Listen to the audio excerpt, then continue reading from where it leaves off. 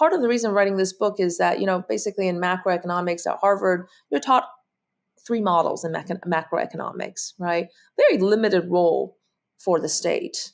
State intervention only comes in when there are market failures. Well, I think we need to revise some of the models. There's not only just one model that works, and especially in the beginning, whether it's the beginning stages of development or when you're starting a new industry. Think about the emerging industries, EVs, batteries, solar, these new industries. The big state push is important.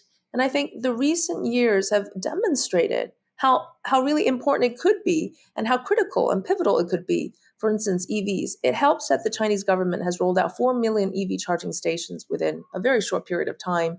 It helps that 80 cities were actually building EVs. That leads to other sorts of problems, but you see that initial push of mobilization, of state coordination is quite important, but we tended to have continuously dismiss that. So the state and the people, also the same thing, right? It's not just authoritarianism if we're looking from the purely Western lens, but there's kind of an implicit contract between the people and authority, between people and their parents, children and teachers, the same level of respect, not blind submission, but an exchange, for stability, for prosperity. Citizens should behave a certain way, but they really demand and expect governments to do some things, and they hold them accountable.